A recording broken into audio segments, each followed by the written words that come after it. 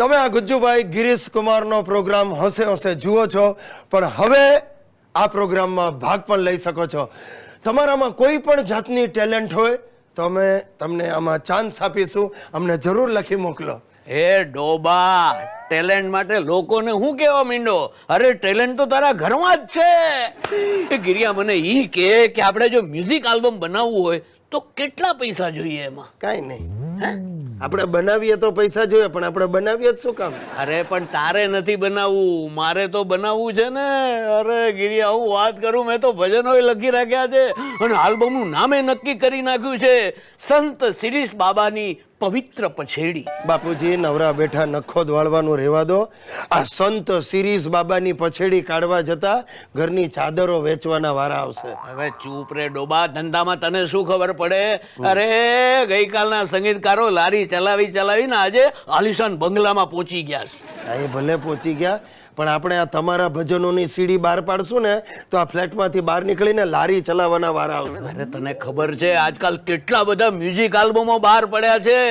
બચ્ચું મારો બચરવાળ, પુરુષોત્તમ દાસના પ્રભાતિયા, સાડીમાં સુકાયો મારો માળીનો જાયો.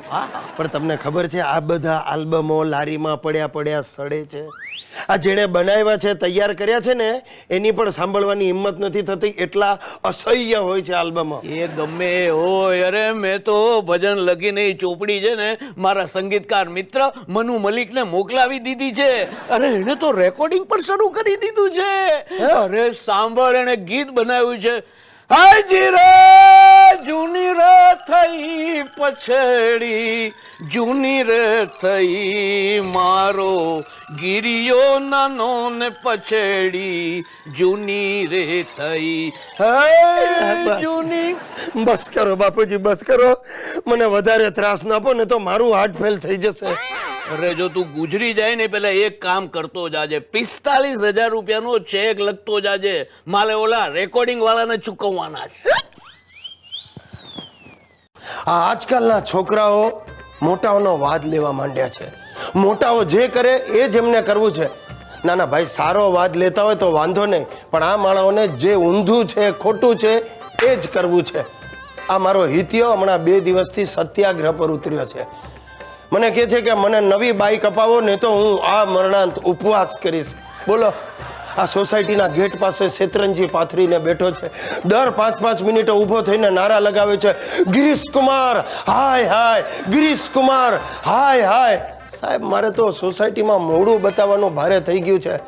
નપાવટ હમણાં મને મળવા આવવાનો છે વાટાઘાટ કરવા માટે. થાકી ગયો છું આ આતંકવાદીથી બાપા. ગિરીશ કુમાર, શું વિચાર્યું? એ ડોબા, વિચારવાનું મારે નહીં, તારે છે. બાપા સામે આવા ત્રાગા કરતા તને શરમ નથી આવતી? આ ત્રાગા નથી, આ સત્યાગ્રહ છે, સત્યાગ્રહ. બાપુ ચિંધ્યો માર્ગ, સત્યાગ્રહ. અરે સકોરાનો સત્યાગ્રહ છે, આ તારો દુરાગ્રહ છે. ઇતિયા, આપણા ઘરમાં બાપુજીના વખતનું સ્કૂટર પડ્યું છે ને, છતાં તારે બાઇક લેવી છે? એ મારો જન્મસિદ્ધ અધિકાર છે અને એ મેળવવા હું દેહ ત્યાગ કરવા પણ તૈયાર છું. હવે રેવા દે. બાથરૂમમાં વંદો જુએ છે અને તારો જીવ નીકળી જાય છે. દેહ ત્યાગ કરવા નીકળ્યો છે. ખોટી ધમકીઓ ના આપ નબળા. આ ધમકી નથી, આ જાગૃતિ છે. ઇન્કલાબ જિંદાબાદ, કરેગે યા મરેગે. મારી જ નાખીશ તું અમને, અને અમારું કરી જ નાખવાનો છે તું. તારાથી કાંઈ થવાનું નથી. આ ચળવળમાં હું એકલો નથી. બાપના અત્યાચારોનો ભોગ બનેલા 5 છોકરા અને 2 છોકરીઓ મારી સાથે છે. જો તમે ના પાડશો તો અમારું આંદોલન વધુ ઉગ્ર બનશે. એ ડોબા, આંદોલન ભ્રષ્ટાચાર સામે હોય. મેં કયો ભ્રષ્ટાચાર કર્યો છે? હા, તને જન્મ આપ્યો એને ભ્રષ્ટાચાર ગણતો હોય તો કર આંદોલન, જા. બોસ, જરા વ્યાજબી વાત કરો. આંદોલન સમેટાવવું હોય તો ત્યાં આવો, લીંબુ પાણી પીવડાવો અને અમારી માંગણી પર વિચાર કરશું તેવું સાંત્વન આપો.